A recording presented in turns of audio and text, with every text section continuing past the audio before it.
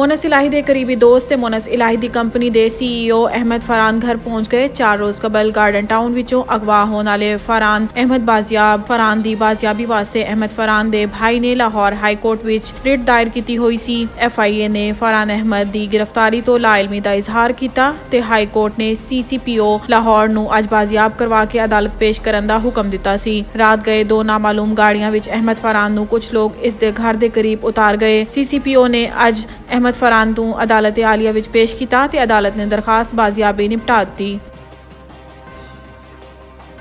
ਵਜ਼ੀਰ ਆਲਾ ਪੰਜਾਬ ਨੂੰ ਡੀਨੋਟੀਫਾਈ ਤੇ ਐਤਮਾਦ ਦੇ ਵੋਟ ਦਾ ਕੇਸ ਅੱਜ ਲਾਹੌਰ ਹਾਈ ਕੋਰਟ ਵਿੱਚ ਸੁਣਿਆ ਗਿਆ। ਜਸਟਿਸ ਆਬਿਦ ਸ਼ੇਖ ਦੀ ਸਰਬਰਾਹੀ ਵਿੱਚ 5 ਰੁਕਨੀ ਬੈਂਚ ਨੇ ਗਵਰਨਰ ਦੀ ਤਰਫੋਂ ਵਜ਼ੀਰ ਆਲਾ ਨੂੰ ਡੀਨੋਟੀਫਾਈ ਕਰਨ ਦੇ ਕੇਸ ਦੀ ਸਮਾਅਤ ਕੀਤੀ। ਅਦਾਲਤ ਆਲੀਆ ਨੇ ਇਸਤਫਸਾਰ ਕੀਤਾ ਕਿ ਅਦਾਲਤ ਚਾਹੁੰਦੀ ਸੀ ਕਿ ਮਾਮਲਾ ਇਫਹਾਮੋ ਤਫਹੀਮ ਨਾਲ ਹੱਲ ਹੋ ਜਾਂਦਾ, ਲੇਕਿਨ ਇਸ ਤਰ੍ਹਾਂ ਨਹੀਂ ਹੋਇਆ। ਮੁਸਲਿਮ ਲੀਗ ਨਵਾਜ਼ ਦੇ ਵਕੀਲ ਨੇ ਕਿਹਾ ਹੈ ਕਿ ਵਜ਼ੀਰ ਆਲਾ ਐਤਮਾਦ ਦਾ ਵੋਟ ਲੈ ਲਵੇ, ਮਾਮਲਾ ਹੱਲ ਹੋ ਜਾਏਗਾ।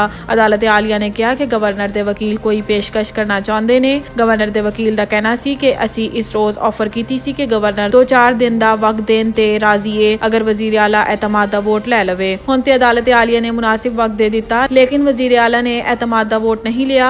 ਸਮਾਅਤ ਦੇ ਦੌਰਾਨ ਅਦਾਲਤ ਆਲੀਆ ਦਾ ਕਹਿਣਾ ਸੀ ਕਿ ਮੈਂਬਰਾਨ ਅਸੈਂਬਲੀ ਨੇ ਫੈਸਲਾ ਕਰਨਾ ਹੈ ਕਿ ਉਹਨਾਂ ਨੂੰ ਵਜ਼ੀਰ ਆਲਾ ਤੇ ਐਤਮਾਦ ਹੈ ਜਾਂ ਨਹੀਂ। ਮਨਜ਼ੂਰ ਵਟੂ ਦੇ ਕੇਸ ਵਿੱਚ ਅਦਾਲਤ ਨੇ 2 ਦਿਨ ਦਾ ਵਕਤ ਦਿੱਤਾ ਸੀ।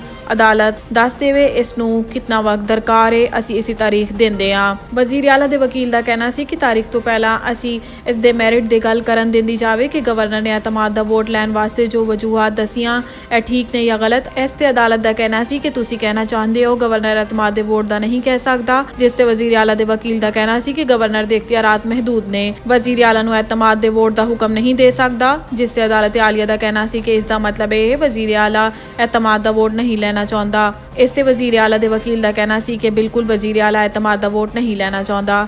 ਜਿਸ ਤੇ ਅਦਾਲਤ ਆਲੀਆ ਨੇ ਕਹਿਣਾ ਸੀ ਕਿ ਇਹ ਪਾਕਿਸਤਾਨ ਹੈ, ਇੰਗਲੈਂਡ ਨਹੀਂ। ਇੱਥੇ ਵਜ਼ੀਰ ਆਲਾ ਤੇ ਗਵਰਨਰ ਦੇ ਇਖਤਿਆਰਾਤ ਆਪਣੇ ਆਪਣੇ ਦਾਇਰੇ ਵਿੱਚ ਮੌਜੂਦ ਨੇ। ਇਹ ਅਸੈਂਬਲੀ ਦੇ ਮੈਂਬਰਾਂ ਦਾ ਹੱਕ ਹੈ ਕਿ ਉਹ ਫੈਸਲਾ ਕਰਨ ਕਿ ਉਹਨਾਂ ਦਾ ਵਜ਼ੀਰ ਆਲਾ ਤੇ ਐਤਮਾਦ ਹੈ ਜਾਂ ਨਹੀਂ। ਅਦਾਲਤ ਇਸ ਗੱਲ ਦਾ ਫੈਸਲਾ ਨਹੀਂ ਕਰਨਾ ਚਾਹੁੰਦੀ, ਲੇਕਿਨ ਦੋਨੋਂ ਪਾਰਟੀਆਂ ਇਖਤਲਾਫ ਕਰਨ ਤੇ ਫਿਰ ਅਦਾਲਤ ਨੂੰ ਮੈਰਿਟ ਤੇ ਕਾਨੂੰਨ ਦੇ ਮੁਤਾਬਿਕ ਫੈਸਲਾ ਕਰਨਾ ਪਏਗਾ।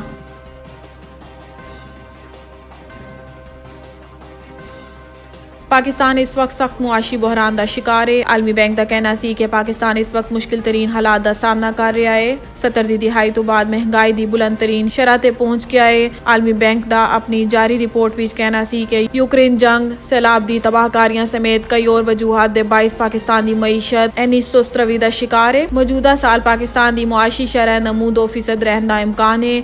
ਇਸ ਤੋਂ ਪਹਿਲਾਂ ਆਲਮੀ ਬੈਂਕ ਨੇ GDP ਦੀ ਸ਼ਰ੍ਹਾ 4% ਰਹਿਣ ਦੀ ਪੇਸ਼ਨਗੋਈ ਕੀਤੀ ਸੀ। ਆਲਮੀ बैंक के मुताबिक हालिया सियासी अदम इस्तेकाम दे सैलाब दी बदतरीन सूरत हाल मुआशी सुस्त रवी दा सबब है। पाकिस्तान नूं बैरूनी कर्जियां दी अदायगी दे शदीद खतरात लाहक ने। महंगाई दी शरह 24.5% तो तजावुज कर गई है। डॉलर के मुकाबले विच डॉलर की कदर 14% बढ़ गई है। बलोचिस्तान विच 13 अजला विच बारिश ते बर्फबारी का सिलसिला जारी रहने का इम्कान। मगरबी हवावां दा सिस्टम ईरान तो होंदा शुमाली बलोचिस्तान दाखिल। महकमा मौसमियात के मुताबिक 2 रोज तक बारिश ते बर्फबारी रहने का इम्कान। शुमाली बलोचिस्तान के इलाके शदीद सर्दी की लपेट विच रहने का इम्कान, जबकि बालाई इलाकों में दर्जा हरारत -14 तक गिरन का इम्कान। इस तो इलावा कराची समेत सिंध भर विच 17 जनवरी तक सर्द लहर ते सर्दी की शिद्दत विच इजाफे का इम्कान जाहिर किया जा रहा है। महकमा मौसमियात ने दर्जा हरारत 2 तो 4 डिग्री तक गिरन का इम्कान जाहिर किया है। ओगरा ने गैस 74% तक महंगी करने की मंजूरी दे दी। ओगरा ने 1 जुलाई तो गैस की कीमत वधाण का नोटिफिकेशन जारी कर दिता। सुई नॉर्दर्न वास्ते गैस 74.42% ते सुई सोदर्न वास्ते 67.75% गैस महंगी करने की मंजूरी दी गई।